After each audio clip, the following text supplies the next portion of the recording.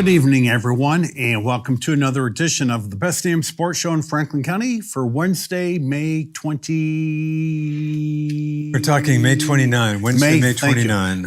Wednesday, May 29th. I am the Nighthawk, along with our studio director, Mr. Zach, and on the panel this week, my old pal, the Duke Forrest, and I want to thank you for a extremely lovely time Friday night. My wife, Donna, and I went up to the 1906 house up in Enosburg, and we dined with, as I said, the Duke and the owner/proprietor, Jennifer Bright.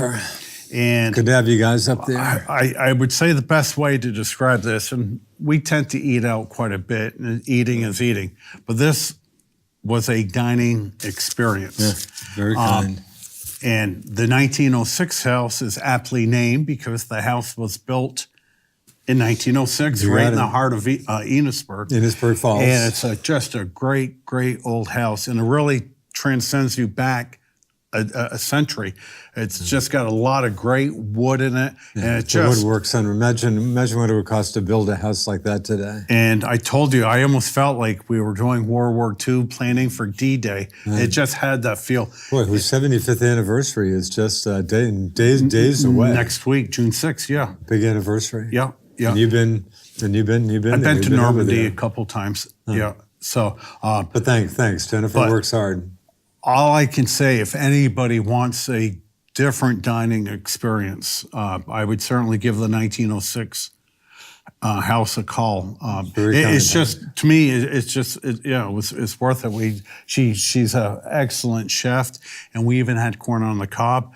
What she got from Hannaford's, and she believed it was from Florida, but I'm telling you, that corn. I grabbed it. I had a lot of corn on the cob that week, and it was surprisingly decent. Yeah, it was. Sorry, in fact, I forgot about it for a while. I'm glad I eventually remembered. Yeah. But thanks. Yeah, she's got her in there, kind of a B&B, but she can do meals by reservation. You can't just walk in and expect a meal, but you can get it. But always great to have you guys over there, and you've been so good to me on the kayak front and many other fronts. Yeah. But good night. Yeah, we had fun, and let's just hope she's trying to get to Philadelphia as we speak. Daughter Caroline's getting married Saturday to a Philly cop. And boy, it sounds like some rough weather down there. That was right. I saw the weather map with just a ton of green down there. I got some of the rest of the gang. My kid and his grandmother and some other friends are taking the train down tomorrow. So 9:15 departure out of St. Albans. Yeah. Now, I don't want to be an old fogey here, and I complain to you all the time about the weather, but we're almost done May. And, we went on a 3-week vacation, and I told my wife we probably should have stayed another 3 weeks. It's just been a horrific month. And I love the month of May. It's been a tough month. I was watching, and you know her well, the lovely Lori Graham on, maybe you do, or CFCF. Yeah, or CTV, the old CFCF. But she noted, and it's about the same down here. I think today was a dry day. Today was only the 5th dry day in Montreal this month. And I heard Sean Parker on 2244 get into the same thing maybe a week ago. And I think at that point, Vermont had maybe 6 dry days and maybe 1 or 2 more since. And I was watching Lake's still very high. Dan Dowling on Channel 3, 11 o'clock news last night. And I think we have 2 more inches of rain this month than normal. Sounds about right. And 2 inches is a lot of rain. Yeah. It's been, and the lake, I think I mentioned last week, the lake is still just over 100 feet above sea level. 100 feet's a flood stage. And last 2 years was a good 2 to 2.5 feet lower. So it's, but again, as I told you, kayaking wise, I'd love the lake to go down. Obviously, no flooding. I'd love it. I'd kill for it to stay like at about 98 or so over the summer instead of going down to 94 or something. And I was lamenting to you before the show how rough golf has been this year, just saturated. And I hadn't been and the bugs Sunday night. And of course, a lot of standing water now.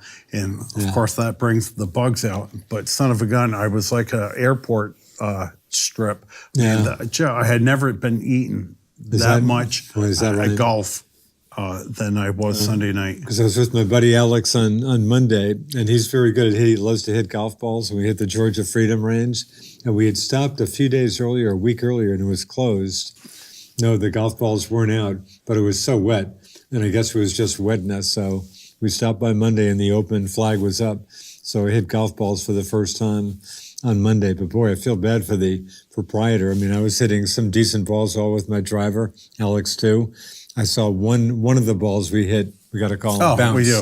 Most of the balls were just sinking in. Good luck getting down. Headed to China. Good evening. You're the first caller tonight on the Best Damn Sports Show in Franklin County. Hello. It's Berber Dan, the weatherman. Yeah. Hey, Bobby, how you doing? Yeah, how you guys doing? Have you been to the lake yet? About a week and a half ago, and I was going to do some mowing, but it was soaked down there. Because I think that'll be my weekend project, my green up down there, the mowing. I'll get the kayaks down there. And, I'm going to leave the try to pretend that it's summer. Yeah, I'm going to leave the kayaks out Friday evening. But don't hurry. No. But caller, I haven't been down there because I remember a couple years ago the Duke got stuck. I just was thinking of that, boy, Bobby. You maybe should tell you guys. Maybe you should tell me now. Hey, Duke. Maybe July. We'll look forward to seeing you down there. I don't think I would dare go anywhere near that lawn for a while. Yeah. So I haven't. It's almost June. I haven't even been down there yet. Saturday, is that right? Saturday's June 1st. Remember, I think we kind of had this conversation last year too. What I feel was happening, and I think a lot of people will agree, is our seasons almost got pushed a couple weeks, 2.5, 3 weeks. Our spring seemed to take forever, and it seems like our falls go deeper into the season. It's almost like everything is it forward or back? But it's late into October now. We're getting just gorgeous days. And it seems the last 5, 6, 8 springs that we've been, for the most part, pretty much robbed of our good spring weather. Yeah. I know sugaring this year, sugaring was our kind of a more normal. It was a later. Sugaring has been getting, as we're talking about, earlier and earlier. I think this year it kind of went back to a somewhat more traditional later season for sugaring. Not that I'm a sugarer. Anyway. So caller, I was going to tell Duke about the Red Sox bullpen with Kimbrough not re-signing, and there were some concerns about the bullpen. So I'm about ready to tell him who needs Craig Kimbrough. They have the 4th best bullpen ERA in the American League. Then he tells me about last night's game. Yes, my quick comment about last night was we could have used Mr. Kimbrough, Bobby, I think, last night in the 9th inning, don't you think? Or just one game? You don't lose sleep over one game, probably. Yeah, probably. I haven't watched a Red Sox game in probably 2 or 3 weeks. You didn't believe me. Be happy you weren't watching last night. I wasn't overly happy, not to get into politics, but that Red Sox visit, how the team kind of separated in two. Oh, gotcha. My feeling is, there's many times during life where you're put in a position where you should do something. You're not crazy about it, but just to be professional, you should go through. Now, we won the World Series as a team. Politics set aside, anything that goes on outside of baseball as a unit, you should be there as a unit. And I thought Cora, as a coach, should have swallowed his pride and kind of led the march. He didn't have to like it. I thought his reasons were very selfish and shallow, but he did what he did. He took his stance, and, I'm taking mine. I haven't watched a Red Sox game, nor will I. My wife is the same way. She's a diehard Red Sox fan, and, until Cora leaves, I am not a Red Sox fan. It goes bigger than baseball. Wow. And what I think we have now, the Kaepernick of football, Cora brought it into baseball. Baseball was pure right up until now, I feel. And, the only thing left to watch is not political, is hockey. Interesting. Yeah, I mean, you understand, obviously, what his beef was, right? I mean, I don't think, I think I mean, Puerto Rico took an incredible beating from Maria? I mean, you understand, obviously, his beef. He's a Puerto Rican native. And without getting into politics, but I think a lot of people would say the U.S. response to the hurricane in Puerto Rico was somewhat less than impressive, but I guess I don't want to. Well, boy, I didn't realize that's a huge issue. So they've lost you. Our country is $21 trillion in debt, and we fund billions and billions down there every year. And unfortunately, the money we send down there does not trickle down to the people.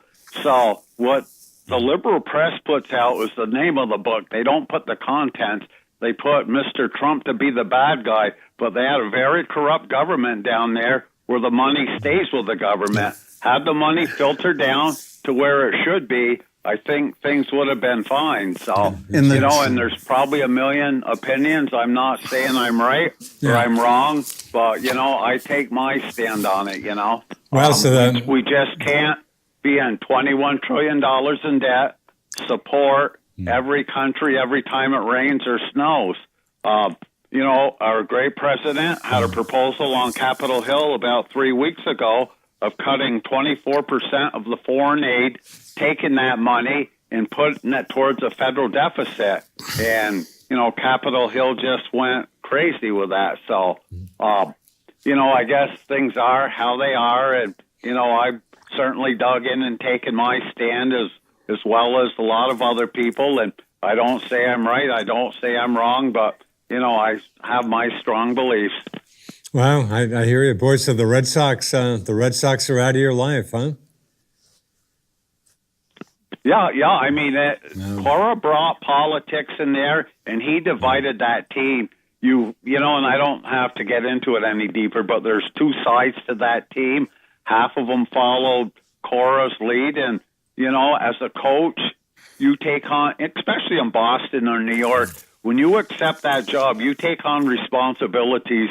And as in life, you're not always going to want to do the things that you want to do, but there's some things that you should do to be professional. And, I thought he took a very childish stand, and in my opinion, again, and, I am no longer a Red Sox fan. If management should have pulled him aside and said, let's just be professional. You can even say to the press, I'm not agreeing fully with this, but I'm going. But it was what it was, and they're certainly not going to miss me. So caller, on goes life, and it's kind of fun rooting for Kansas City, for the Twins, for Tampa, teams with no money, but really teams that are being coached very well with a lot less than the Yankees and the Red Sox. So with the Twins, my old friend Rocco Baldelli, he's the coach over there, and just doing a swell job with those guys. Yeah. And I said before the season started, you watch the Twins, and I said, I'll bet they'll be in the top 3 for home runs, and they're playing good ball. And you look right now, I mean, they're 10 games in first place. 10 games up on Cleveland.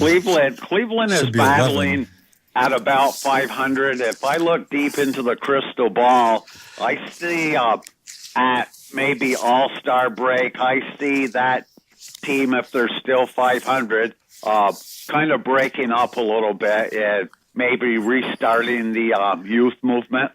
I would say Corey Kluber is gonzo by the trade deadline. Is that right? Really? He thinks the Indians will receive a full bounty of good prospects. Corey Kluber, in my opinion, the top 4 pitchers in no particular orders, Chris Sale, Clayton Kershaw, Max Scherzer, and Corey Kluber.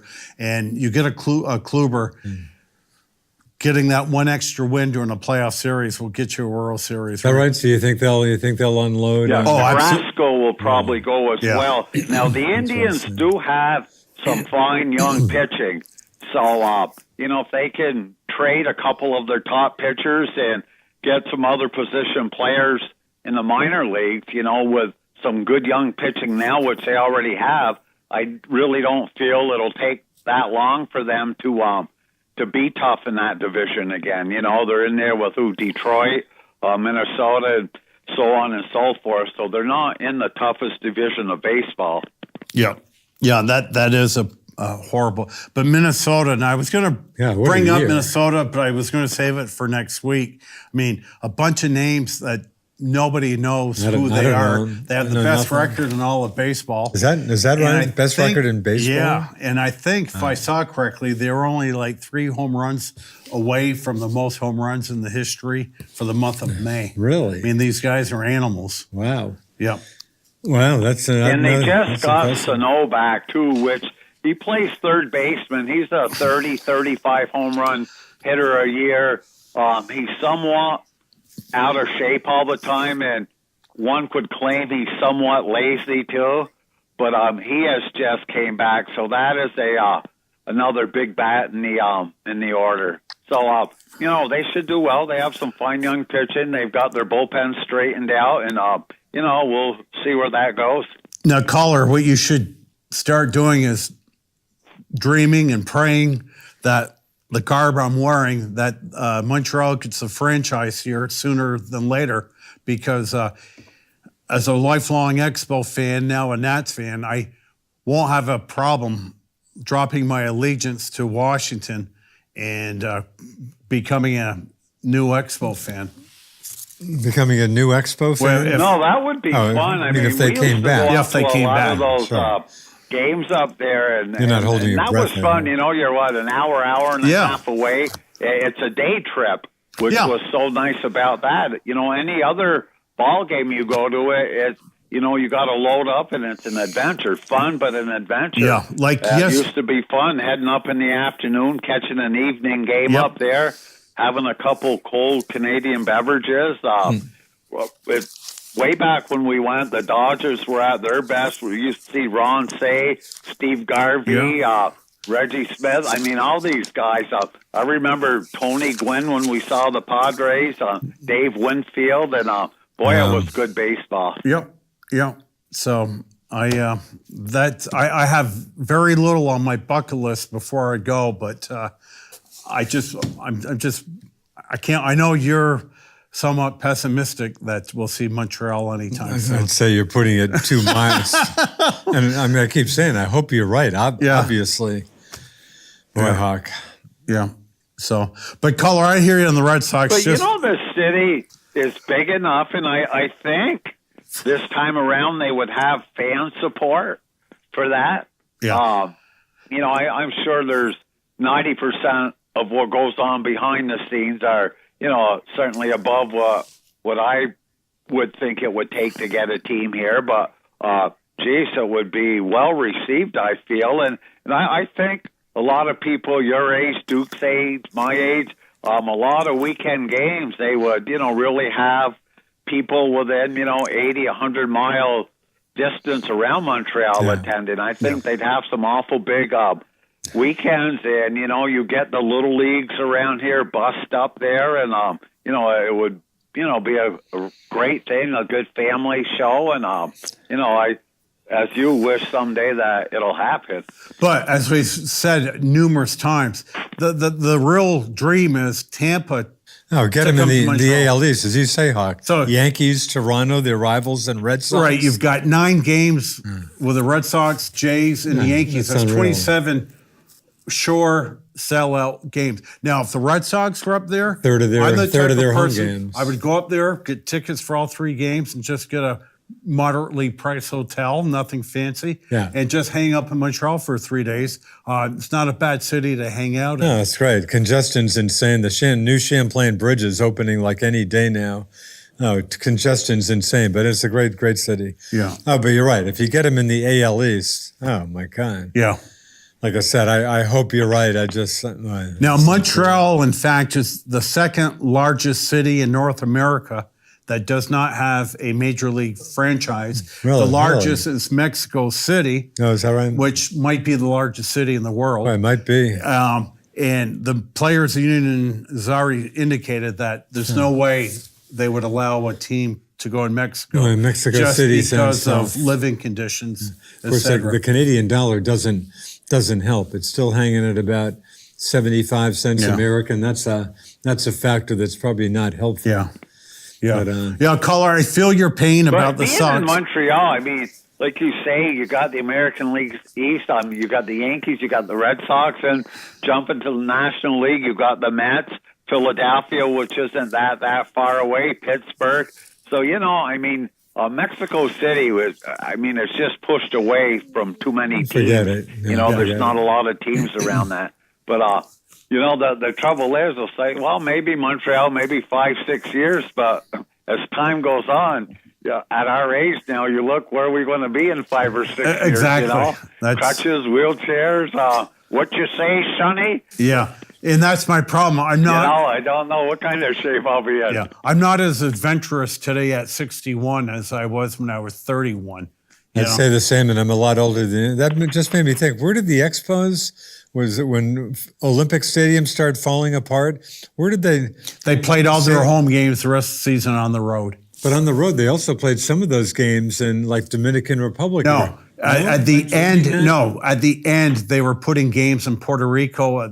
Hiram, I can't remember. So they did play some. They regular played about games 20 games in Puerto Rico. Yes, okay, that's what I was just remembering. Really dirty, filthy AstroTurf.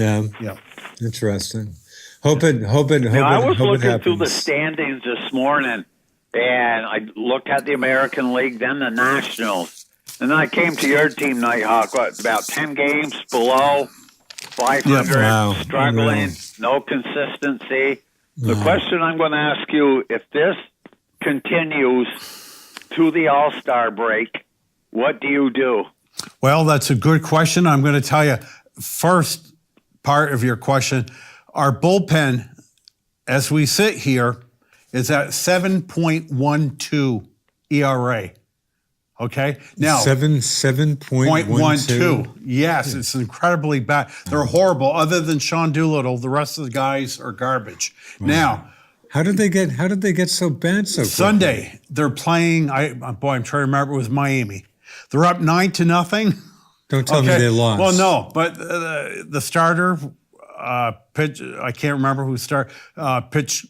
Great, obviously. And the last 3 innings, the bullpen gave up 6 runs. Wow. Monday, we're still playing the Marlins. We're up 2-1. Okay? Starter goes 6 innings. Wow. 7th inning, bullpen gives up a run. 8th inning, bullpen gives up a run. Yeah, it's been torturous. Now, I said last year during the Bryce Harper sweepstakes, we can survive without Harper, and I'll get into his stats here in a moment. The true backbone of the Washington Nationals is the third baseman, which everyone calls the most underrated player in baseball. We cannot afford to let this guy go, is Anthony Rendon. If he is not signed by July 31st, when the trade deadline is, you trade him. Whatever you can get, Again, his last year of a contract? Yes. What's he getting this year? Oh, like $18 million. Yeah. And he's looking, his agent is somebody you might have heard of, Mr. Scott Boras. Oh, really? He wants a Nolan Arenado type contract to sign for $250 million. He may settle for 2.25. And he's 26, 27 or something? No, he's like 29 now. Oh, sorry. So you've got to be careful. And Max Scherzer is the same thing. I mean, if you're going to start unloading and load everybody and start from scratch. Yeah, that was my thought, Scherzer, and I think a very good trading partner would be with the Yankees. The Yankees' payroll they have that well under control. Yep.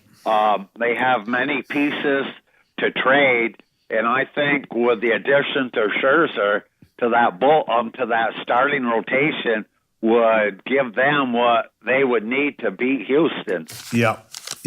So I don't know right now offhand if the Yankees have a true number one pitcher. No, they're kind of balanced is the best way to describe. They've got a bunch of guys. Paxton, who are they? They keep coming up with guys I've never even heard of. They're all around 3.25 ERA. The caller's right. There's no superstar. And the kid, Jermaine, help me. What's his name? Yeah, Jermaine. He's that rookie that came up because of the injuries. Right. And Paxton has been hurt, and they still have Sabathia, right. Tanaka. Yeah. But, when it comes to the playoff, there's probably one of the top 3 people in baseball I'd like to drop the ball into his glove and say, go get him. That would be Scherzer. Yep. And the thing about it is, with him, you can stay out of your darn bullpen. The guy can pitch a whole game. Yeah. And half of the trouble today, everybody's bullpen is so ballooned, is because pitchers go 5 innings. You're into the bullpens much more and much earlier than you ever were. Yeah. If you really wanted to speed the game up, extend home plate 2 inches wider, and the pitchers wouldn't have to pitch as many pitches, and they could go deeper into the game. Yeah. Now these guys come up, they're giants. They've got baseball bats the size of fence poles, and you've got a little tiny, tiny plate, and you've got to throw the ball in the size of a bread box, Yeah. You've got to expand that a little bit. People have grown, the bats have grown, and the plate has stayed the same. Yeah. The mystery of life to me is when we were growing up, it was only a 4-man rotation, and rarely did you go into the bullpen. Complete game, pitch complete games, pitch count, and break. People are routinely pitching 300 innings a year. Now you throw 200 innings, and you're an Iron Man. And if injuries gone down, it seems like if anything, they've gotten bigger. I mean, even Sandy Koufax, when he retired in 1966, I think it was all of 28. Is that right? He had a bad elbow, and he still pitched 300 innings. But his arm was just shot. And I always use this trivia question about once a month. The last pitcher to throw 300 innings in MLB is Steve Carlton, 1980. Lefty. Yeah. So is that right? Koufax was that young when he retired? Yeah. Wow. Yeah. So. Yeah, you have a team like Baltimore. I mean, their bullpen is just terrible. Yeah. Terrible. Yeah. I guess, a guy will pitch 5-6 innings, give up 5-6 hits, 3 runs. He'll start the 6th or 7th, give up a single. The coach comes out and pulls them. Well, you look to the bullpen, and like you said, these guys have a 7.12 ERA. Probably the only reason he's making that move is so he doesn't lose his job. Yeah. The book says go to the bullpen. But, in your heart, you're going to say, not out loud, but like, I don't have a bullpen. I've got to stay, roll the dice and stay with the starter, Yeah. Now, one thing I keep forgetting to do is to pull out the Baltimore Orioles pitching staff. I believe it was 1971, the year the 4 starters all won 20 games. Mike Cuellar, Dave McNally, Pat Dobson, and Jim Palmer. I'm just curious to see how many innings each of those 4 guys threw that year. Probably a bunch. But that will never happen. 4 guys winning 20 games in the same team. Right. I mean, let alone 2 guys doing it. I can't let alone one. Let alone one. But doesn't it they seem had like a great defense behind them, too. They had Brooks Robinson at third. They had a bunch of hitting. I mean, they were the ultimate team, pitching, defense, hitting. It's hard to put a package like that together. Well, I can remember their infield. Boog Powell at first. I think it was Bobby Grich at second. Mark Belanger at short, and Brooks Robinson at third. And they might have had the greatest center fielder of all time in Paul Blair. I would have come up with Paul Blair. Yeah. It was just a great But he mentioned Boog Powell, and on my southern trip in April, I get back Ocean City, Maryland's my last stop, and there's a great real boardwalk there, about 3 miles. And on the southern end of it, there's a Boog Powell barbecue place. Oh. I always think of Boog on my last trip, on my last day of my trip. Yeah. So, now, Nighthawk, is your coach safe? That's the biggest question.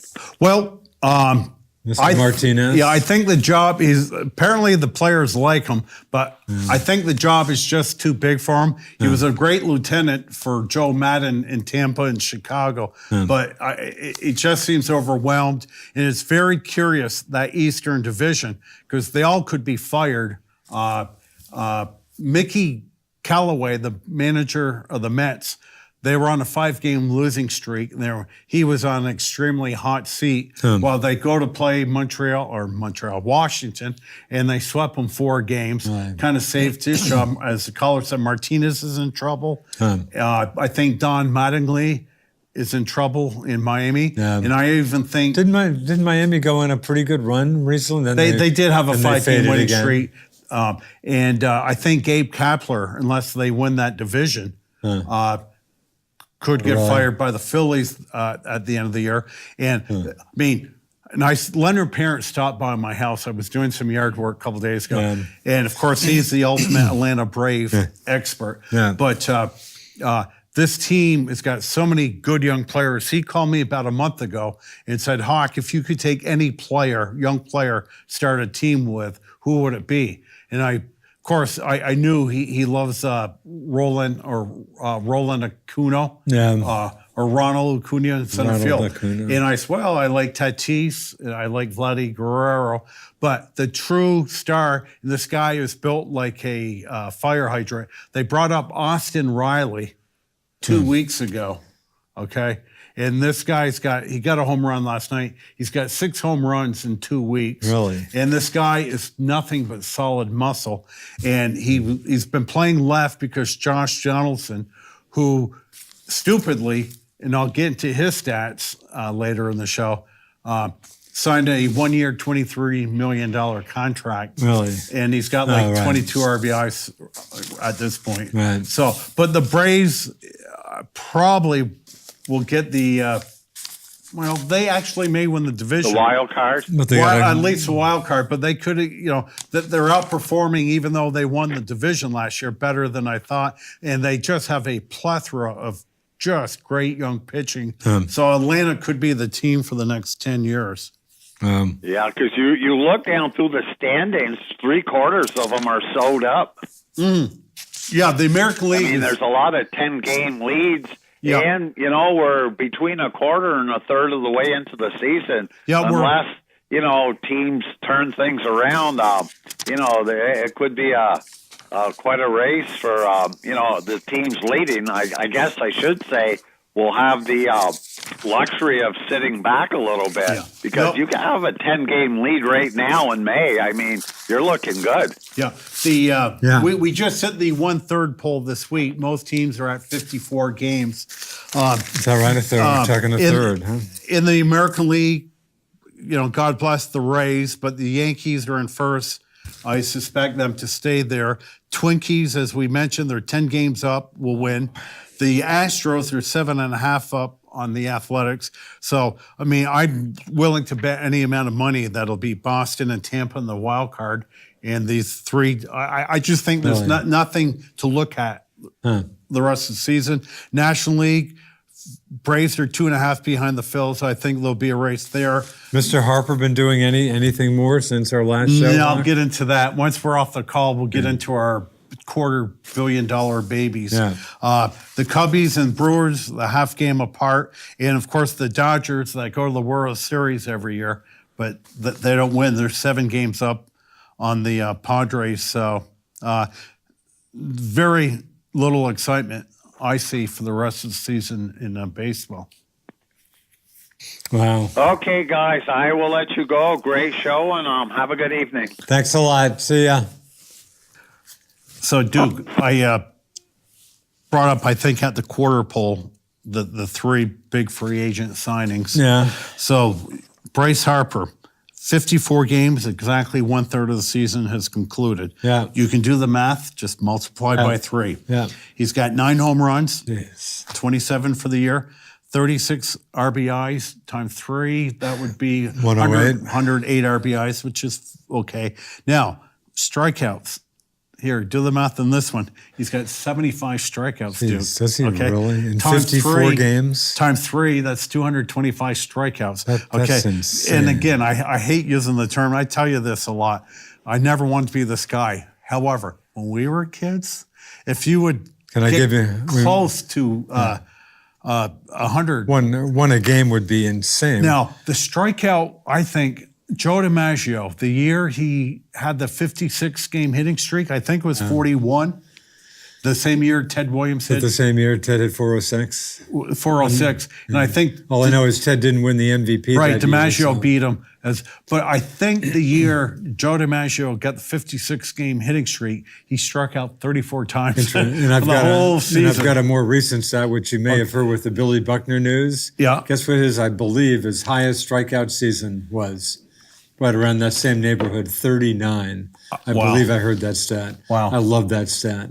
Yeah. That's insane. So Harper's going for over 200 strikeouts. $30 million ball player, and his batting average, which I didn't say, is, and he hit 249 last The year. thing you should remember, he does get a ton of walks. Right, his OBP on Still base around percent 400? is 357. He's only hitting 232. Right. Okay, so that's what 30 million gets I wonder you. the fan, do we know? Do you ever watch any Phillies games? No. Manny Machado, the other $30 million ball player The Padres? this year for the Padres, 9 home runs, Wow. 27 RBIs. Do the math there, Duke. Is. That's 81 RBIs for the year. And he's hitting 266 with a 348. And Josh Donaldson, who I ask all the time. Did they have any competition? Right, who that's were they? my question. They weren't Who com- was competing against Atlanta to get an old guy in Josh Donaldson? That's weird. Atlanta doesn't usually throw No, money they around don't. like that. So Donaldson got, again, just 1 year contract. However, it was $23 million, 7 home runs, Wow. 21, 22 RBIs, 66 RBIs with a 266 batting average. I'm sorry, but and I say this a lot. You and I disagree on a lot of things on a lot of different topics. However, we kind of agree. Like with the Red Sox, to me, that's a poster child of what you do.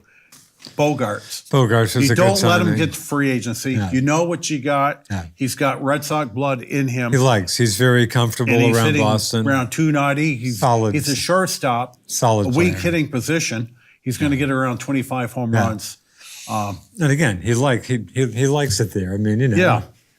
No, good signing. The Chris Sale signing we'll say, boy, Mr. Sale, one win so far. Of course, he got jobbed, the first pitcher, Yeah. whatever, to get 17 strikeouts in 7 innings. Yeah. He doesn't even get a win that Well, game. I'll tell you what. I think Chris Sale sounds stupid. Might have had a little bit of rust on him to start the season. Well, again, they treated, Cora and company Right. treated the starters maybe a little too easily Yeah. in spring training. Now, his ERA It's under 4, I is hope. 4.19, which is not great. But the good news is, I always look at the whip. He's got a whip of 1.06. It's hard so to that complain tells me about, right right. there he's pitching. He usually unless has I'm watching excellent the Red control. Sox every time he pitches. But he's got 88 strikeouts. Multiply that by 3. That's 265.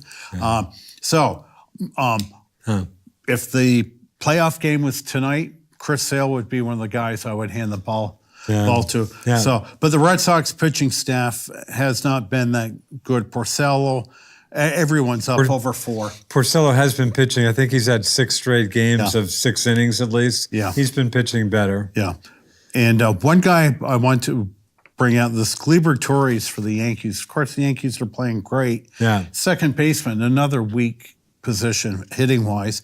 Kid's got 13 home runs. Really? Multiply that by 3. And I'm hearing Didi. Why was I not expecting Didi for months? It sounds like he's almost starting to play. It sounds like he's maybe, significantly ahead of schedule. Yeah. I wasn't expecting him for months, I don't think. But the Yankees pitching staff, we mentioned, very good staff. Not an ace on the team, but between Tanaka, Jermaine, CC, his ERA's under 4. Paxton is 3 1/4. J.E. Happ's been the only one that hasn't pitched as well as they expected. But the Yankees are a real deal. You know who's dealing with them in the not too distant future?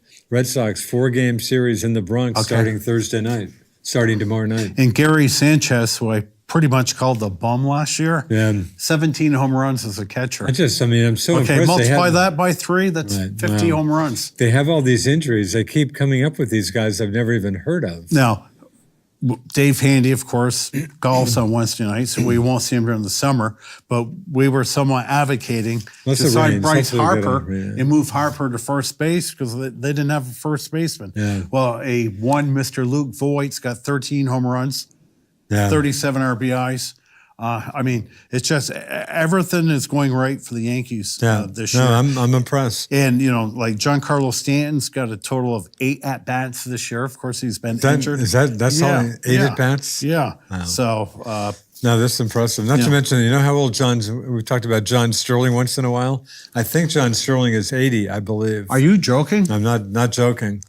I might be a year ahead, but I think we were talking about him last year when he was 79. I think he's 80. His pipes are still as good as ever. Flipping over just on an age thing, Marv Albert's not much younger. Marv's 77 with 2 years left in his contract. I just saw a story on Marv saying... Is he retiring? Well, he's got 2 years left in his contract. Doesn't sound like he wants to. He still sounds somewhat sprite to me. Sounds pretty good. Yeah. So I don't mean to get away from baseball. No.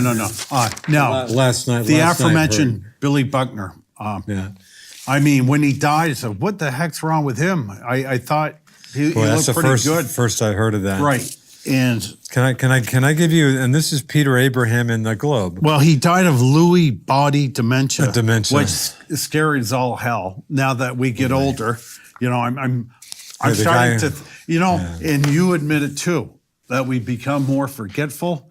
And I have the old saying, if I don't write it down, it ain't getting done. How many notebooks have I got in front of me? Maybe 5 legal pads? But I know what dementia is, but this Lewy body dementia. I'd never heard of it. It's got some Parkinson's disease involved with it. I had no clue about that. 69. Hey, guess who can really relate to 69? You're 69. Same age as Billy Buckner, born in 49. I was born in, I just hung January 50 for myself. 50 for you. Yeah. So lifetime batting average, 289. 2,715 hits, one batting 174, not a power hitter. The league in doubles twice. 8, and he, just a great glove man. But Hawk, we're back to, of course, the era. This is Peter Abraham in the Boston Globe. I mean, maybe the best sports section in the country. Oh, without Abraham's question. a great... Here, we can't get... How many times have I talked about this? I'll just read you a little bit. Buckner, former Red Sox first baseman, dies at 69. Peter Abraham, front page of the sports section. The Red Sox took a 3-0 lead in Game 7 of the 1986 World Series, often forgotten. And had they held on to the win, the arrow Bill Buckner committed that cost them Game 6 would have gone down in history as a minor detail. That's an inaccurate statement. I like to think I've always been a pretty good accuracy guy. That cost them, that might have. That was Game 6. It's Game 6. Exactly. But what's the point I've made a gazillion times? Sorry to repeat myself yet again. It was a tie game at that point. Buckner makes a play, but now I'm hearing, I hadn't even thought of this. Now there's a let me interrupt you. That Mookie that he might not have thrown him out, even had he fielded it cleanly. But forget that for a moment. It's a tie game. Buckner makes a play. He's assuming the Red Sox. Why do you assume that? Exactly. Flip a coin. Yep. How can you make that? And what people forget, and correct me if I'm wrong, my recollection is Game 7, the Red Sox were up 3-0. I just read that. Oh, yeah. They were up 3-0. Right. Sorry. Yeah. But the big thing is it was a tie game. Everybody assumes he makes the play, they win the game. Why do you assume that? And the irony of all this, and I can't remember who played third base for the Sox on that team. Oh, God. Was it Hobson? I don't remember. But let's just say the third baseman made a low throw or an overthrow. Yeah. It's forgotten. Right. Okay. It's just, it was such a slow, agonizing ball down the first baseline. Right. But that's bringing up this other point. And I'm just hearing about this. This is from the Wall Street Journal, and it's a great picture of poor Billy Buck making the error, but an error worth revisiting. And I'll just go down a little ways because I hadn't even thought about this much. The accepted narrative around Buckner's miscue says that if only he fielded the ball, he would have easily retired Mookie Wilson and sent the contest to the 11th inning. Again, still tie game. Yeah. That moment overwhelmed everything else about Buckner's 22-year career. He just gave the stats. Great hitter. But plenty of evidence suggests that even if Buckner, who was hobbled by ankle injuries, had cleanly handled that fateful grounder, the speedy Wilson still would have reached first base safely. Nobody thinks about curses much in Boston these days, obviously. And then they quote Wilson. For his part, Wilson never wavered. In a 2014 radio interview, he said that he would bet $50 that he'd have been safe at first, no matter what Buckner did. It would have been a foot race, Wilson said. My 2 good feet and his 1. But I didn't even think about that. I'd never given that any thought. Mookie was extremely fast. Right. But we're still back to the tie game issue. So how, it's a terrible statement by Pete. I'm tempted to write the Globe a letter about that. I think the whole Bill Buckner story was driven by non-sport fans. God, I hope so. Shaughnessy wrote a column about it and made the point a million times. Anybody who's blaming Bill Buckner for the World Series defeat, knows nothing, or idiots. Now, of course, he shouldn't have been playing anyway. Dave Stapleton should have been in the game innings before then. But what a great player. I hate to even get into the era thing. I love Billy Buck, a great player. The previous season, 85, he started all 162 games. He set the major league record for assists by a first baseman in the season with 184 assists. Wow. Yeah. Ironically, he was, I think, a very good first fielding. In my first recollection, he played with the Red Sox in '87. They traded him mid-season. Yeah. And it was to California. Then he went to Kansas City. Yeah. Then I think he went back to Boston for half a season. I don't even remember that. Something like that. But in fact, what's the date today? 29th? Yeah, May 29, 2019. Okay. May 30th, 1990 was his last appearance. No, really. And it was with the Red Sox. So he played 2 months. 29 years ago. Played 2 months with the Red Sox. But the era thing, poor Billy Buck, he ends up moving to Idaho for a while, and eventually, finally, maybe when those idiot fans had enough, he came back to Boston, and they kind of made amends. But I feel still horribly for the guy. Yeah. Talk about unfairly blamed. But the tie game thing is just, is that hard a point to emphasize? I would say a 50-50 chance was really? Yeah. And I just read you Peter Abrahams. Yeah. That era costs a road. What do you mean it costs them? How do you know that? Yeah, exactly. Anyway, I get as exercised about Billy Buck the era thing as Can you refresh my memory? Game 7, Probably not. Sox are up 3-0. Up 3-0. Who started the? I'm tempted to say Bruce Hulse. If I got the right. Bruce Hurst. Sorry, Bruce. Sorry, left Bruce. was the left-hand I'm tempted pitcher. to say Bruce Hurst. Yeah, and I don't. I just remember the game before. I mean, there were so. And again, we haven't even talked about the relief pitching. Calvin Schiraldi, they're 1 strike away. Yeah, great. And Bob Stanley. Bob didn't. The Steamer was pitching when on the Buckner play, I think. But yeah, Calvin Schiraldi. So, geez, if you want to blame somebody, you got way better people to blame than Billy Buck. Yeah. So. But they're up 3-0 in Game 7. Yeah, and like you said, if this guy was a bum player, blah blah blah, whatever. And he's hobbling. He shouldn't have been playing even. He was hobbled. He actually played 22 seasons. Right. Oh yeah. But it's funny, the Mookie Wilson beating it out anyway. I don't even remember ever even hearing about that. You only see that film about a dozen times a year, so I'm going to. Yeah, I got to pay more attention to that. I'm sure Mookie was busting butts. Because that's what Wall Street Journal was right on here, an era worth revisiting. Not what I'm talking about, but just the Mookie Wilson maybe beating it out anyway. Yeah, and I guess the official score apparently didn't see it that way. Dustin Pedroia's issues not as bad as Bill Buckner. Dustin's history, right? 35 years old, and I've always said the Red Sox are saddled with a really bad contract with Pedroia. Yes, you could say that, but they're off the hook now because I'm sorry. They're wrong. I'm going to guess that don't you think they'd make him a coach or something? Actually, they wouldn't be paying him $20 million to do that. But what do you mean? But what do you mean they're off the hook? My guess is after this year, he'll probably retire. And at that point, I don't know if he gets 15, 18 million this season. Really? I'm hearing some people saying, no way he's going to retire. Why would he walk away from 1 cent? Because they will give him the money, it might be insurance. I don't know 100%, but it could be insurance money where they work out a deal. Could be. But for the first time, I mean, I feel bad. Again, I mean, if you appreciate baseball, again, he's kind of gotten I've kind of gotten a little down on him. He's had injuries and stuff, but kind of snippy, But just for how hard he plays the game, if you can't appreciate Dustin Pedroia, don't pick another sport. Yeah. But anyway, for the first time, he held a press conference, I guess, 2 days ago. And for the first time before that, he's been just saying, hey, I'll do what I got to do. I'm kind of finally, he's asked Dustin, do you think you're going to get back? I'm not sure. So when I heard that and read that, I think he's done. They put him on 60-day, is it IR now, injured, whatever. Do you know exactly what's wrong with his knee? I guess I don't, but I guess the operation was not your run-of-the-mill operation that didn't go well. But no, you think I'd know that, but I don't know. But it's a serious thing. But I think for the first time, I get the sense he's now acknowledging that he may be history. Yeah.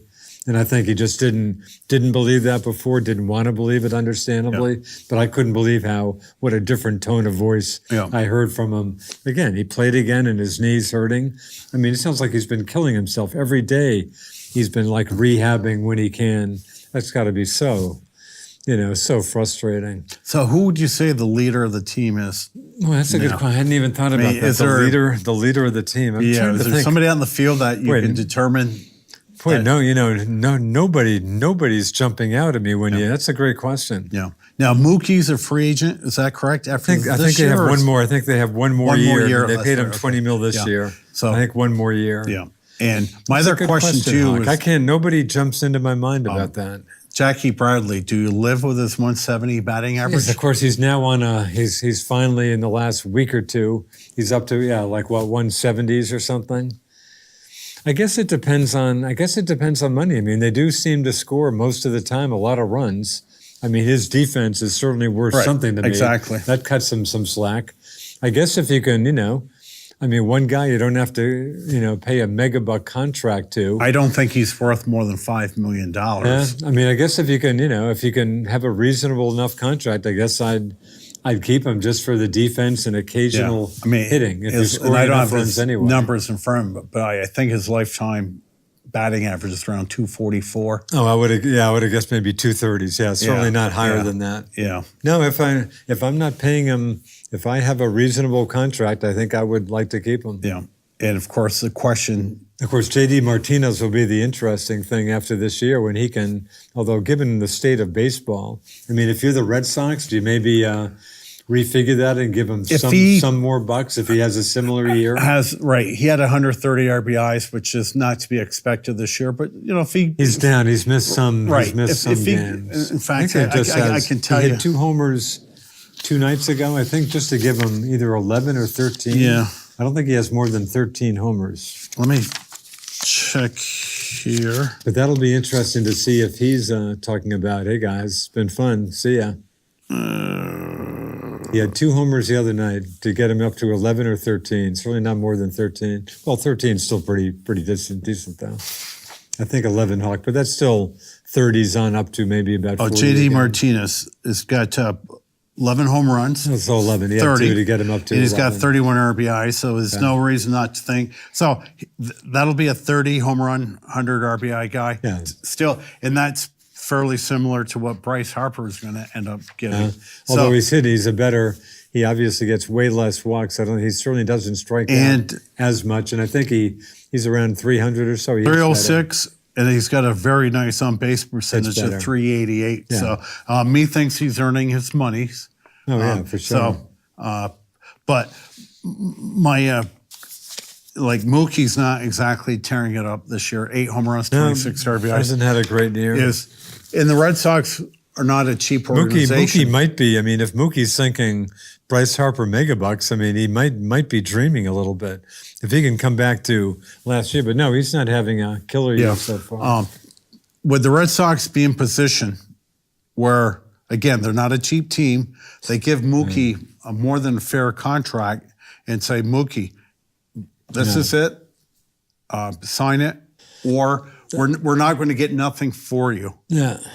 I think Mookie's going to say, hey, I mean, everything I hear about him is he just doesn't talk about that at all, that he just seems to, when he gets to 2 years down the road or whatever, year down the road, hey, what do people want to give me? Yeah.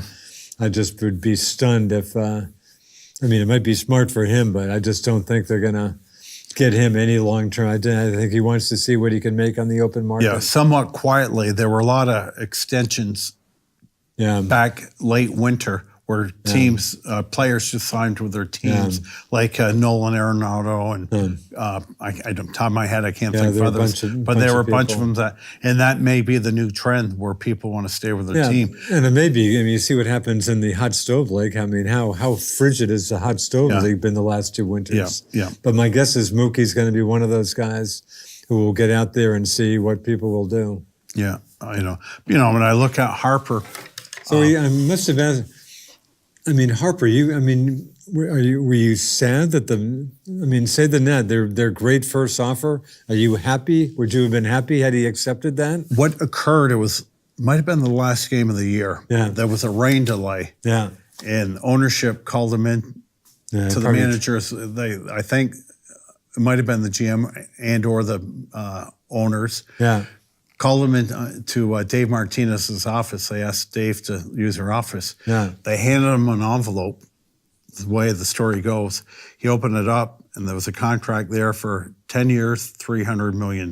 Yeah. And they told him, thanks, but no thanks. That is our offer. Yeah. And I'm not sure why he didn't take it. Because technically, he's actually playing for a little less. 13 years at $330 million. So technically, that's less. I just get the sense he just absolutely wanted, again, a Scott Boras guy, right? Just absolutely wanted to test the market. Right. And I think. But they liked him in Washington. Right. But, I wasn't ready.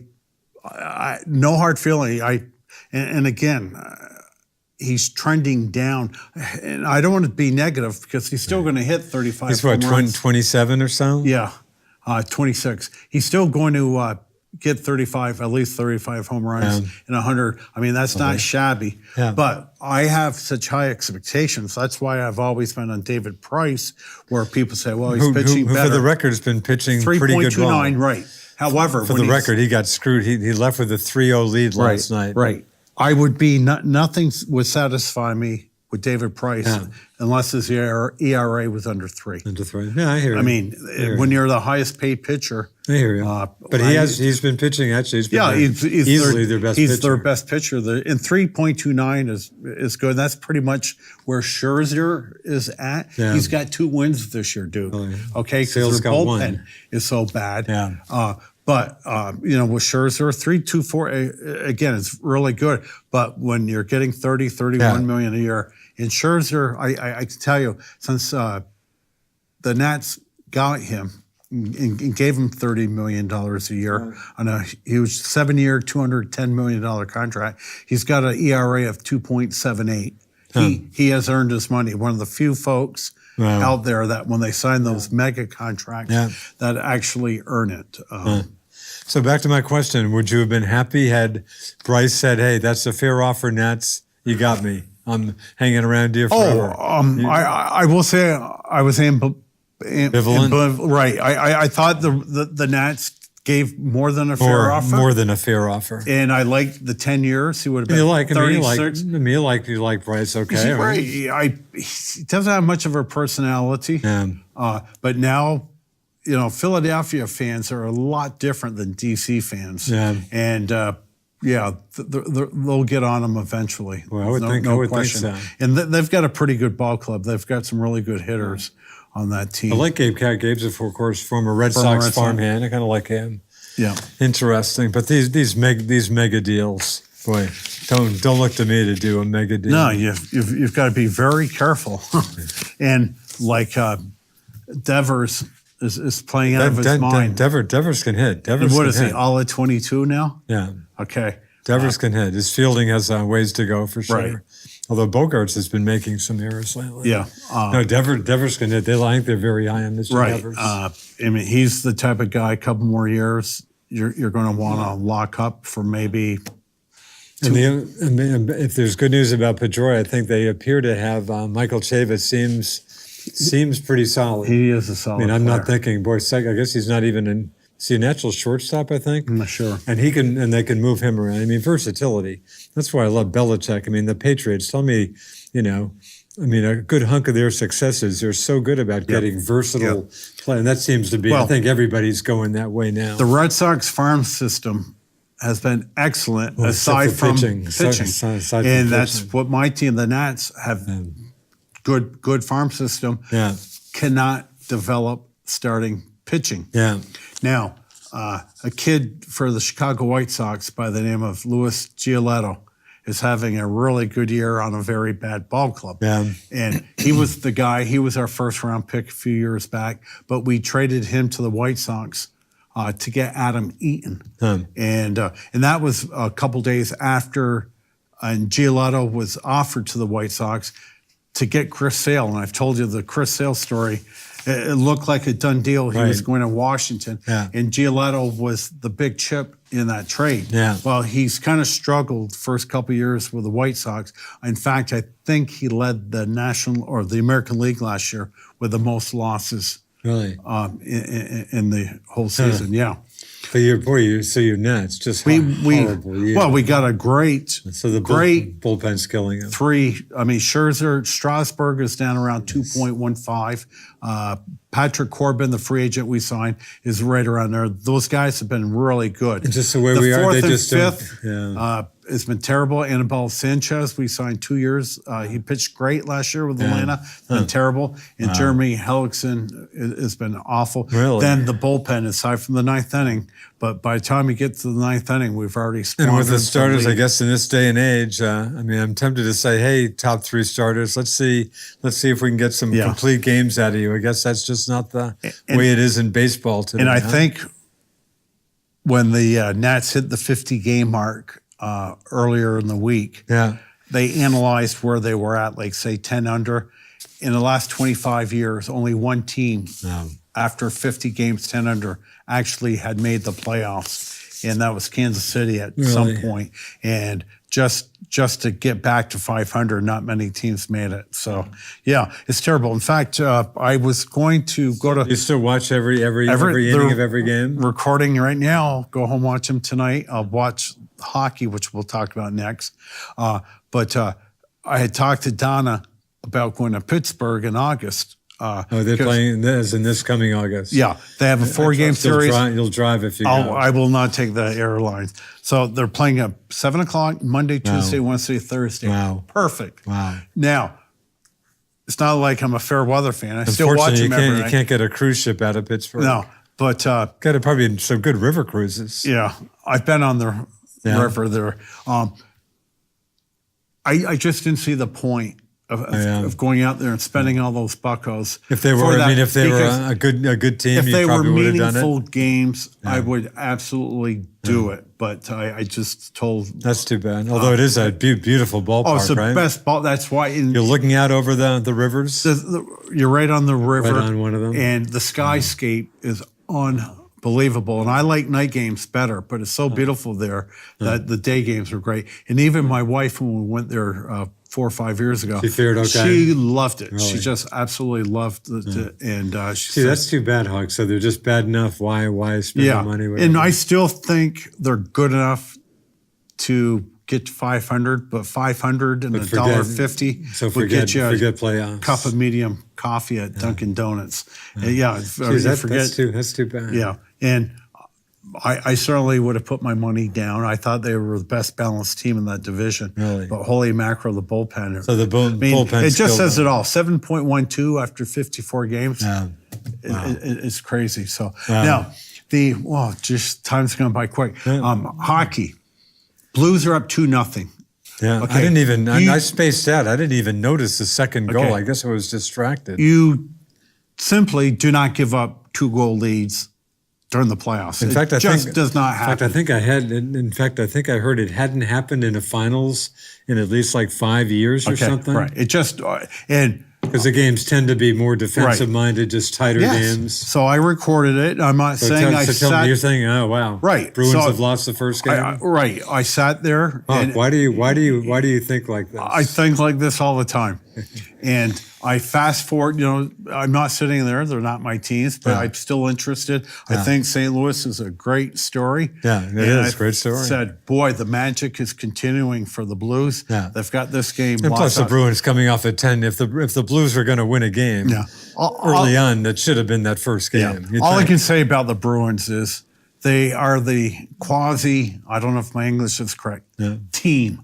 They play such a great team. Talk about all four lines. The third and fourth lines maybe are playing better than the first. And they're two not lines dependent on the first line. Yeah. And they've got such a veterans and kids. Yeah. I'm loving this team. I think Tuukka's 30, 31 now, and he's playing solid. Yeah. So there's no reason not to think. I love these guys. But again, I'm so nervous. It's even hard.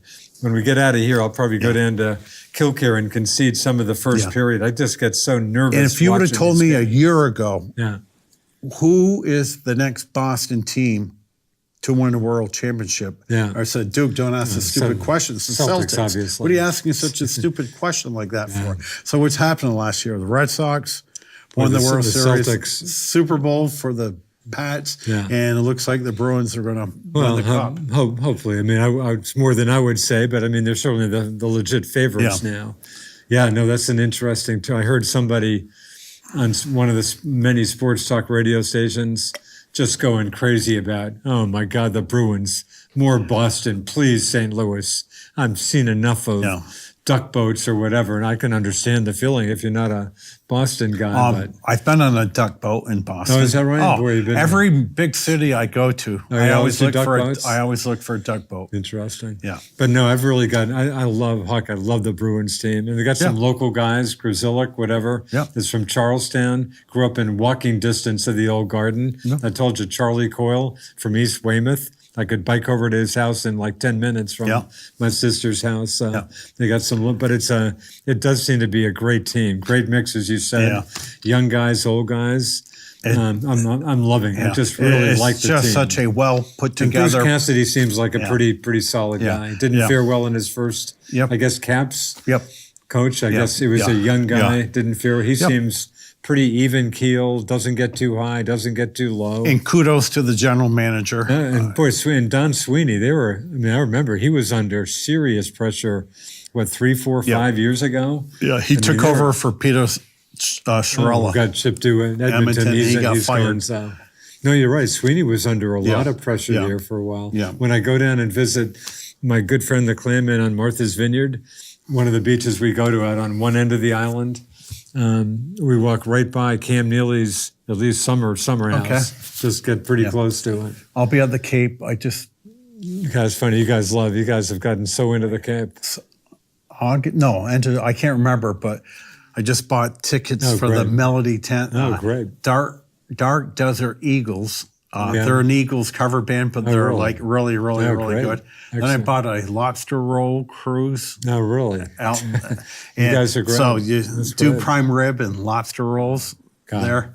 And then I've got tickets for a play at one of the, Cape Cod's known for summer plays. You guys are so good. You live and you're going to stay in Hyannis as usual? Yes. And what I do, Hyannis, for the record, is I think an incorporated village in the town of Barnstable. I think so. And it's Barnstable County, of course. And what we do, and I don't require a lot of sleep, is I will drive down maybe 2 a.m. Yeah. And so get through Boston, obviously. I will get to Hyannis, eat at the Daily Planet breakfast at 8 o'clock. Right. The beach doesn't open up until 9. Yeah. And I'll have my chairs out. I'll have my canopy up. And, of course, the ocean, the Cape Cod, with the sand dunes, and the best. So you're through Boston, obviously, before nobody did. You go through Boston like you go through Highgate. Okay, there's just no traffic. Good. And I will doze off during the course of the day. Think of me and think of Sister Sally when you go through South Hingham. And what I do is when we leave the hotel that Friday. Yeah. So when are you going to get there on a Sunday? Okay. Night, and when we leave Friday, I veer straight to the beach. Yeah. Spend the whole day at the beach, and that evening, I'll take off. I'll stop off at Wendy's, right by the interstate, and make another day of it, and come home. Great trip. You guys really do these trips up so well. Yeah. Well, I'll tell you what. It's guys like Bill Buckner, okay, at age 69, that just reinforces me to say, live your life. You don't, I know not a ton of people that have died. Well, not to mention Leg. Speaking of our sports show in its 15th or 16th year, Mr. Leg, who got public access TV going, made it to what? We're talking 51, 52? He was 51, and he very active, physically in good shape. Both parents lived into their 90s, I think. Yeah. And I remember telling his Leg, boy, you must live comfortably knowing that you're going to live into your 90s. Yeah. And here he was at his house up in Cambridge and has a massive heart attack in his living room. No, Huck, you're right. You guys live, you're right. That's good advice for everybody out there. Yeah. And, if I have any physical ailments down the road, and hopefully I won't lose my mind, but I've hopefully made some decent memories. Yeah. And I'll just sit in my lounge chair and say, life wasn't all that bad. No, I love hearing about your trips. You guys really do them up. But, getting back to the Expos, I mean, you and I used to go to a ton of ball games. You were especially good, but I certainly had a bunch of years, probably about 15. I certainly had a bunch of double-digit years. Yes. And, La Belle Provence, get your, steamer dog on the way 69-cent hot dogs. Really? Yeah. Absolutely. So, so there's not much to talk about Boston. The game will be starting in about 20 minutes. Yeah. And but again, I don't think St. Louis looks like a pretty decent team. Right, they are. They win tonight, and I'll be watching. They win tonight. They're right back in it. It's a must obviously get. You just can't go down 2-0. They probably need a win. Boy, the Bruins are eight in a row now. But it's just such, as you said, I just love the team, and I love these unheralded guys. Who's this rookie defender? Clifton comes out of nowhere. Yeah, this had a goal and then Sean Corley doesn't get a ton of goals, but seems to come up with key. Oh, and Marcus Johansson was actually, I think, second star. He clanged one off he played he might have played the best game of anybody on the team. And what about Torrey Krug? Torrey, is Torrey gritty? Does grit? Yeah. I mean, the hit he gave whoever he gave it to. I mean, after the guy almost strangled him in front of Tuca. 5'8", 5'8" or 5'9". Yeah, pretty tough. He's a tough guy. So, just I love these guys. Smorgasbord of a bunch of things. One of the most ridiculous things. Anthony Lamb announces he's coming back. Yeah, and there wasn't a whole lot of doubt. I mean, really? Would he have been he wouldn't have been a second round pick, would he? No. No way. No. I mean, he would have gotten. I mean, I think I heard 3 teams had.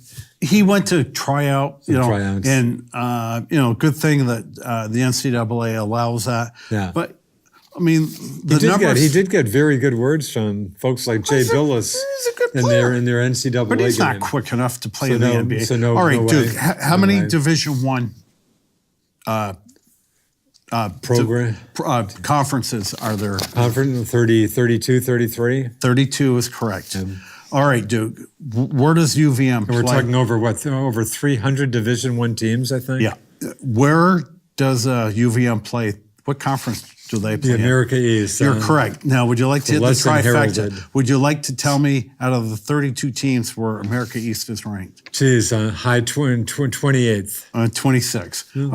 Okay. That's the level of the competition that Anthony Lamb, and again, UVM's doing the right thing. An occasional out-of-conference game against a decent team. They play good. For the record, Louisville or somebody. It's a great program, UVM. Right. Not a single bad syllable. And the guys graduate. They hang around, obviously, they get do. a degree. But to think a UVM player can come out. So ludicrous, huh? Yeah, ludicrous. So maybe ends up in Europe, best case scenario? I absolutely see him playing in Europe. But if you remember, same time last year, Trae Bell-Haynes did the same, or 2 years, I should say, ago, did the same thing. And is playing in Europe? Have we lost track of him?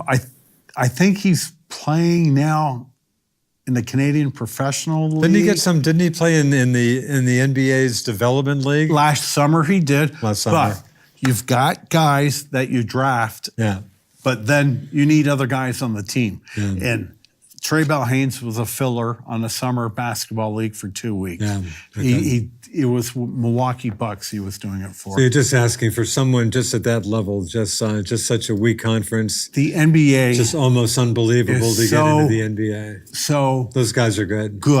I mean, it's just an incredible leap. Yeah. Now, speaking of which, are you into will you pay some attention to the finals? Because starting tomorrow night. Right. I've got the DVR. It's at Toronto. So right. Toronto obviously had the better record, huh? Must be. I told you all year, I like Toronto. They're kind of like the Bruins. They play a really unselfish team. It doesn't hurt to have grabbed Kawhi. Right. And Kevin Durant, it looks like he's out at least for the first 2 games. So, and although I think I'm not even sure that the Warriors kind of played differently. I mean, Durant's a great player. I'm just not sure even if that hurts him. I'm reading headlines. Tell me if this sounds familiar. That the Warriors are a better team without Kevin Durant. I'm sure, yeah. Now, did I not say to you back in December that the Celtics are better without Kyrie Irving? I hear you, and I think you can make that case. I think one Mr. Kevin Durant probably will be a New York Knickerbocker come July. Kyrie, all the talk I hear about Kyrie, nobody has him coming back to Boston. Are you hearing today I'm hearing the Nets, Brooklyn Nets seem to be the flavor this week. And his old buddy, now old buddy LeBron, Lakers still get some attention. Has the probably second best chance of signing him. So again, do you absolutely not expect him back in the Celtics? I don't. And you don't, and we agree. We don't want him back in the Celtics. We do not want him back. That's the cliche, one of my favorite, addition by subtraction. Yeah, like I mentioned. My other concern, as we talked about last week, is just if Danny Ainge, if he's just going to give the whole team away to get Anthony Davis, I'm going to go crazy. And I'm assuming he's not going to do that for 1 year. I'm assuming he'd only do that if they can definitely sign him. Right. But you don't want them to go after him, do you? My problem is we draft these kids and I follow them and I fall in love with them. Yeah. Okay. Now, Jason Tatum. How can you not fall in love with Tatum and Jaylen Brown? I mean, these guys 2 years ago, I mean, great years. Yeah. I think Tatum lacks aggression, but I blame that on Kyrie wanting the ball. I mean, he certainly didn't have a bad, like I said, he kind of went sideways. Is that how I put it? Yeah. Is that maybe about right? The best way to look at Brown, Rozier, and Tatum was the playoffs last year. Yeah. All the responsibility were on those guys, and they were great. Well, Kyrie comes back and he has to have the ball. Yeah, and it just sounds like he's not. It just sounds like he's not a fun guy to deal with. And who knows, what comes out of it. I mean, one day, sure, Kyrie's here. Yep, I can change my way. I'm going to be more of a team player next year. The next day, I'm sure he'd be talking. Why would you trust? I don't. Again, he's a great basketball player. He's a fellow Dookie. If I can give him his couple months on campus. I just I have zero trust in him. He's not a leader. I think he clearly seems to need another big guy to be on the team with. He's certainly no leader. Yeah. But I don't trust him for a second to be a good teammate. Sorry, Kyrie. And again, I drank the Kool-Aid. In fact, I drowned in Kool-Aid during the offseason because I said, I said it was a good move to get him. Got to the Eastern Conference Finals without Kyrie last year. Wait till we get Kyrie and a healthy Gordon Hayward. Yeah. Well, another big factor. They're kind of coinciding Hayward's injury with a Paul George, one of the great players in the NBA. Yeah. Took him 2 years. It did take him 2 years. Right. So you have at least some hope that Hayward gets it together. And I laid off Gordon this year, and he's a great guy, but he's getting $30+ million a year. Yeah. And if Kyrie's gone, he's the veteran, him and Big Al. And I expect him to step up next year. I still think we have makings of a very good ball player. And Horford, I'd like to think a pretty good shot. Al comes back if they can figure something out with him. He can opt out of his contract. Yeah. He's getting 30 some odd for the upcoming season, but he can opt out. There's no way anybody's going to sign him. But if they can give him 3 years and cut down the 30 mil a year or something. Cut it down to 20 a year. 3 years, 60 or something. Feed his family on $20 million. Okay, question. You're Brad Stevens, and you got boss man Danny Ainge. If you're Brad Stevens, I can't, after what he was quick to acknowledge, unlike Kyrie, who acknowledges nothing negative, bad. Brad said, hey, I did a lousy job coaching this year. If you're Brad, are you telling me, aren't you telling me that, if you're talking to Danny Ainge, you're not excited about Kyrie coming back? If you're Brad Stevens, do you want Kyrie back? I would say behind closed doors that why would Brad you possibly Stevens want him is back? telling Danny Ainge, I do not want to coach this guy Wouldn't again. you think that's what he's saying? And the reason I don't want to coach him is because I can't coach him because he's uncoachable. Right. That's a great point. Well put. Wouldn't you? I mean, you'd like to think that's what he's telling Ainge. Yeah. And you do think that. I would be disappointed. It's not totally off the table that he would not come back because he can get a bigger contract signing with your own team. If you're Kyrie, I mean, why do you want to come back to this mess? Well, what's going to change? Boston. He's going to be the top guy again. I hear you. Boston's a great place to play, but it's still not New York and it's still not LA. Okay. He can kiss and make up with LeBron. Which I guess he's already done. And I said the last 2 weeks, what we found out about Kyrie Irving is he's a Robin. He's not a Batman. Yeah. He's a number 2 guy. He's not the guy. Yeah. Now, you've heard rumblings too about him and Durant playing together for the Knicks. Yeah. Who knows? All I can tell you is it's going to be one heck of an interesting summer this year. But boy, for the Lakers, even if he initially wanted to hook back up with LeBron, boy, the Lakers, talk about a mess. And Magic gets bad words every day. Yeah. Hey, Magic, you might want to just keep your mouth shut and go away at this point. Yeah. A guy with your great reputation, a guy everybody loved, he's just throwing some of that away these days. That, and, apparently he was pretty lazy during his job. But the Lakers hardly, they had coming off a horrible year, but I guess maybe you think if Magic's gone, they can resurrect things. And they've got some things. good young players. Yeah. Brandon Ingram started playing some fairly decent Duke.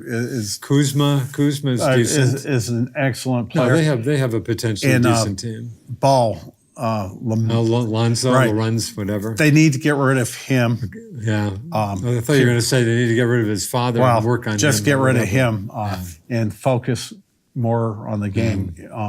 And LeBron is going to be super serious about that. He's going to want no outside junk because he didn't go to LA to end his career on the downslide. So the coach there, Paul Vogel, means nothing to me. I think. Did he have some in the Indiana? I think Frank Vogel is his name. Sorry, I had the wrong. Yeah, I think he right on the last Frank Vogel, coach for Indiana. And I felt bad. Of course, Magic the same day just has his let it all hang out.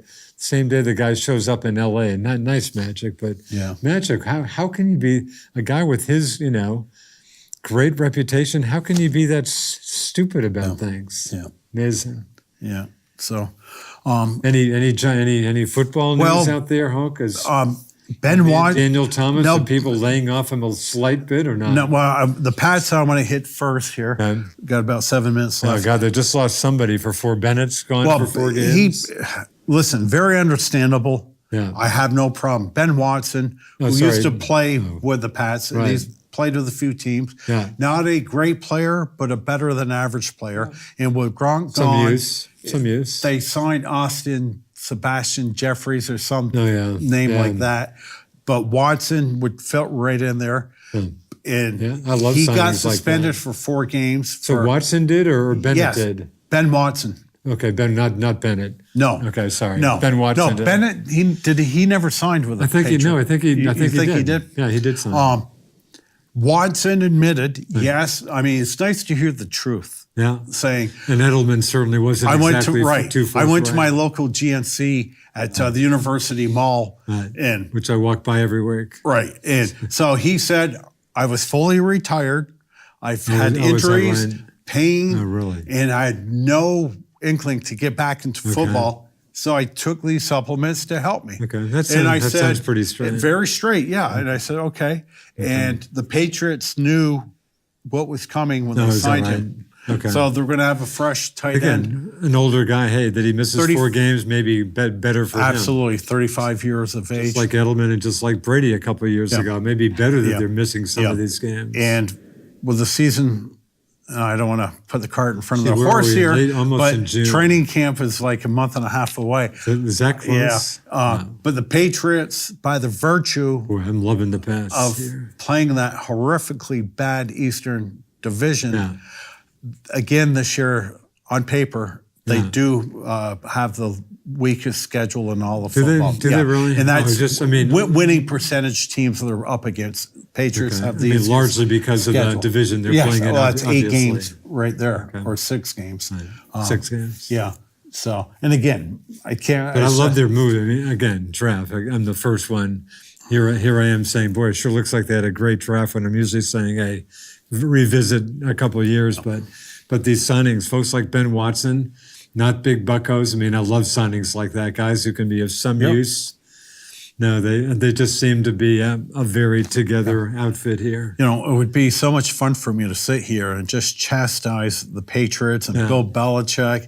That would make me look stupider than I already am. I mean, they seem to be this very salary together. cap era, they know what pieces they keep, no matter what. Yeah. Oh, you don't want to accept Crawford? Leave. I mean, suppose had Belichick had his way. I mean, I'm glad he didn't. But I mean, do you buy into that they would have kept Jimmy G was Belichick's guy, and Kraft? I don't know quite what to believe about that. Yeah. All I know is they spent a lot of time with Jimmy G. Yeah. A lot of time. The assistant coach. The offensive coordinator. What's his name? It's scary when I get times like Mr. Josh McDaniels. McDaniels. Thank you, Mr. McDaniel. From what I read, put a tremendous amount of time and effort because and Garoppolo got hurt, game 2 last year? So we didn't see a full season. But he appears to be a good quarterback. Yeah. He's ready to play, and the Niners are expecting big things. But he was the quarterback of the future. The Patriots did everything right. Who expected Tom Brady, to play this long? Right. You know, how his interest continues. I think Tom Brady right now is into legacy. That say he lives another 40 years. I mean, being the GOAT, you can't get a better nickname. And I love what they're GOAT. doing with running. I mean, running seems to me, for a while, they were just saying, we'll pick up this just guy pass or it, right. get Mr. Blunt again, he'll come back. They seem to be putting more emphasis. That's fine with me. I mean, hey, how bad is it to have a very legit running game? It takes a little bit of the burden off Brady and stuff. No. I mean, but I just got upset at all the people who said, hey, the stupid Patriots letting Jimmy G go. Well, if you're going to keep Brady in that last year, you're not going to pay Jimmy G $20 million to sit on the bench. Okay. But I love people who said, how can they not keep Jimmy G? Because they're not going to pay him $20 million for nothing. Right. So what do you do with Tom Brady? MVP? Hey, Tom. Put him on the bench? Right. I mean, makes no sense. But I mean, some people thought Belichick wanted to, didn't they? That Jimmy G was his guy, and even Belichick's not going to pay Jimmy G $20 million for sitting on the bench. Maybe we'll never know. Exactly. But things worked out okay. Exactly. And there's been friction between Brady and Belichick. How much? I don't know. Right. I mean, and it didn't seem to cost him too much, did it? I mean, remember all those stories? And I'm sure there was something to that. They just seemed to be, bottom line, a pretty together operation. Yeah. As Mr. Kraft continues to fight his charge down in Florida there. I guess he got the video knocked out, I guess. Yeah, he was at the Bruin game. Is that right? Monday night. Right. So Patriots, as we get into the summer, they're doing the OTAs right now. And Brady's not there, which is a wise thing. Yeah. But it's just going to be a very boring summer. They're the Super Bowl champs. They play in a weak conference, so we already know that they're going to win the Eastern Division. So we'll see how they fare in the playoffs. More likelier than not. But this is the time last year where you're reading, the window of opportunity is near close for the Patriots. And I said, they just lost the Super Bowl. I don't hear how many so much points? talk. I think Brady... was it Eagles? How many points to the Eagles did they lose?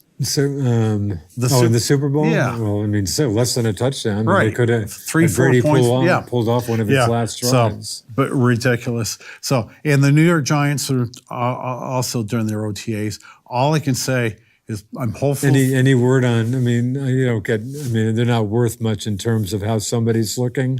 Hearing anything about Daniel? The old saying is everybody looks great in their underwear. When they're wearing T-shirt and shorts, everybody looks great in spring training. Right.